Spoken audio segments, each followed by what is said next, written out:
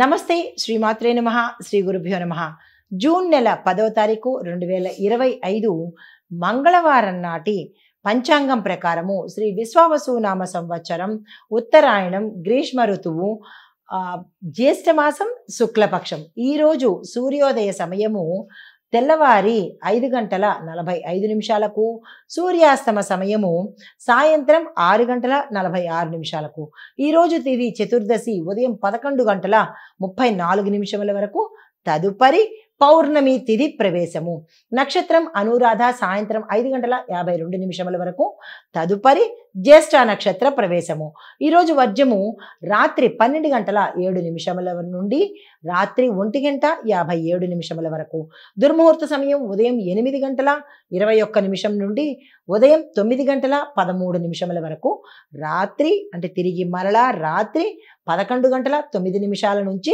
11:53 వరకు రాహుకాల సమయం మధ్యాహ్నం 3:30 నుంచి సాయంత్రం 5:08 వరకు యమగండ కాలం ఉదయం 9 నుంచి ఉదయం 10:38 వరకు బ్రహ్మముహూర్త సమయం తెల్లవారుజామున 4:09 నుంచి తెల్లవారి 4:57 వరకు అమృత గడియలు ఉదయం 6:32 నుంచి ఉదయం 8:13 వరకు అభిజిత్ ముహూర్తము ఉదయం 11:49 నుంచి మధ్యాహ్నం 12:41 వరకు ఇది నేటి పంచాంగం.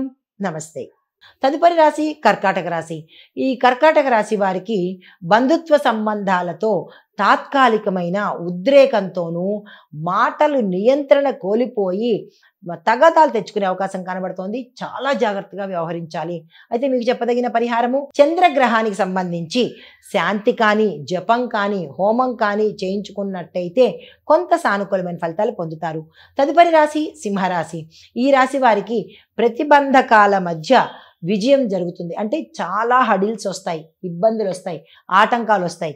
అన్ని ఆటంకాలను ఎదురేగి మీరు విజయాన్ని సాధిస్తారన్నమాట.